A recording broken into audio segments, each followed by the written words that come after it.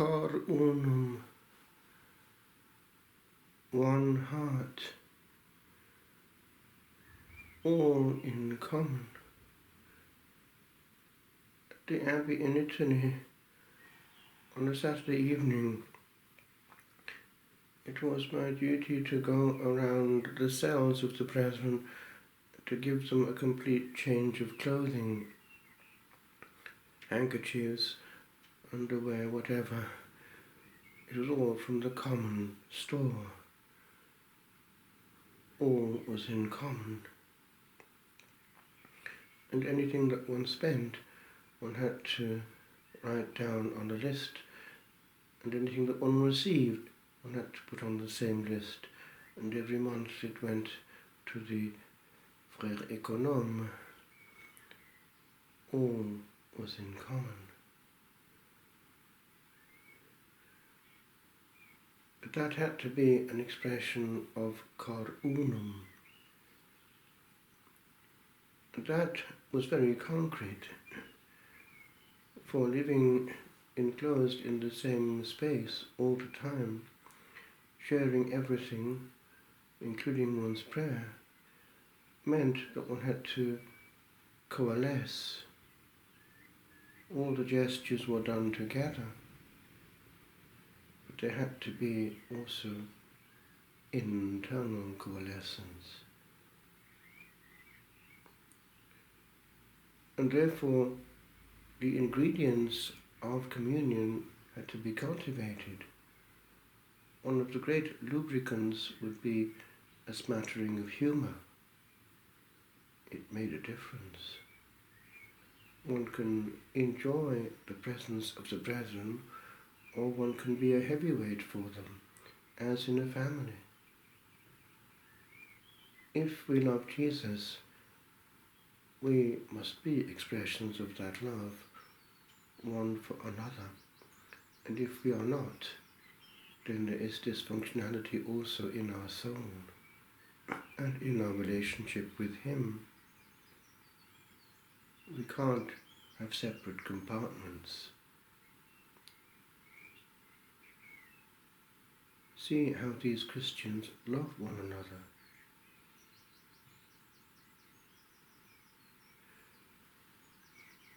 As it happens, a long time was spent on the Rule of St. Augustine in student days when doing research.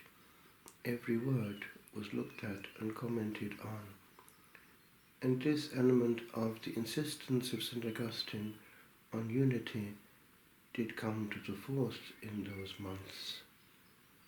It is the spirituality of that great doctor of the Church, and doctor of charity in particular. He admitted that he couldn't live without friendship, but he did write, as did Cicero, on friendship, de amicitia. It's therefore even in itself a human value found in pagan authors. For the human heart is always the same, and human relationships are the same all over time and space, good or bad, or just indifferent.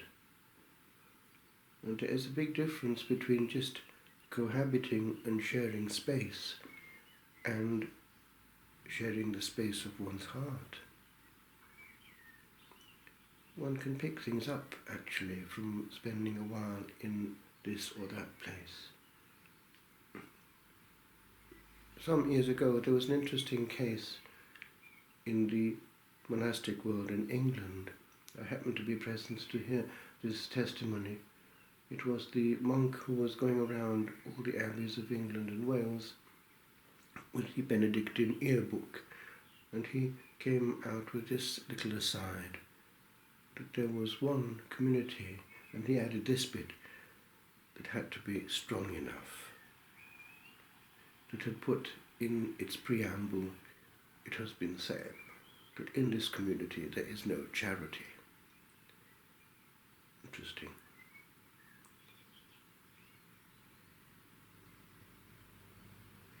Charity does cover a multitude of sins.